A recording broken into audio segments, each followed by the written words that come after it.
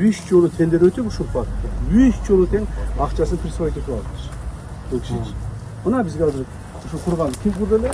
Строитель кимдер? Строитель. Жок, подрядчик. Мына строитель мына показали. Биз акчаны алган жокпуз. Акчаны алып кайра өзү присвоить этип алды.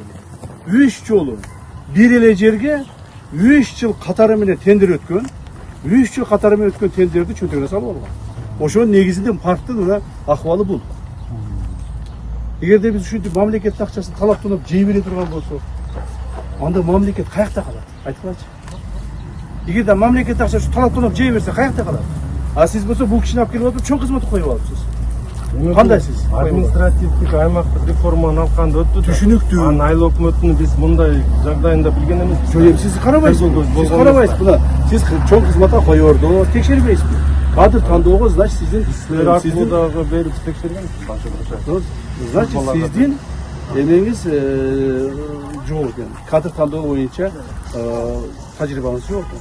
Мүмкүнчүлүгүңүз жок экен. Мына карасаңыз мына. Бул киши могул жерде паркта 3 жолу тендер өткүзүп, айлыкөт башчы болуп, 3 жолу акчаны жеп алган. Парктын акыбалы мына.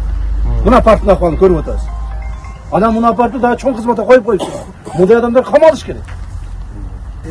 Ушул парк боюнча 2 иш кылмыш иш козголуп, ушул баягы тендерлерди акча алганы фотосун этиңиз. Далилдериңер бар. Туурабы? Андан сырткары дагы Андан тышкары дагы 7 роза куклуга катышып, ал жерден көрдүңүзбү? Мына маалыматы конкретный коррупционер, элдин, мамлекеттин акчасын талап тоногон адамды сиз алып келип чоң кызмат коюп алыпсыз. Ал жерде жыргатмак беле бул. Азыр бүгүнкү күндө бул бизге шаарынын, биздин борборубуздун бүт мал мүлктөрү ушунун колунда, туурабы? Мүлк ушунун колунда. Имараттар, жерлер баардыгы ушунун колунда, туурабы? Жок, эми бунун колунда эмес, бирок. Жок, ушунун колунда да. Эмне, ушул жетекчи да ошол жерде. Мурдагы Думинин башчысы ушул да, туурабы? Азыр мени жойгонбуз. Азыр 4-үчү управление болуп калды. Эми Думи деп атам, мурдагы Думи деп атам. Отурсаңыз мындай. Внимательно отурсаңыз, мурдагы Думинин, туурабы? Мына настоящий коррупционерди алып келип туруп, ушу Думинин башына коюп коюпсуз. Бул эмне дегени? Эмне деш керек? Эмне кылышыбыз керек? Маалыматыбыз жок. Маалымат издегиле да.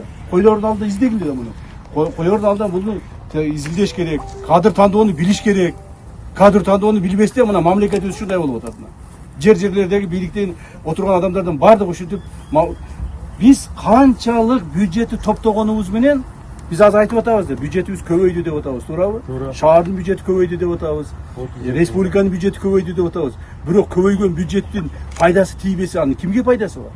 Көбөйгөн бюджетти моундай чиновниктер талаптанып жеп коюп атса, мына парктын акыбалы ушу. Жерге чыгып өзүм көрүп атам да.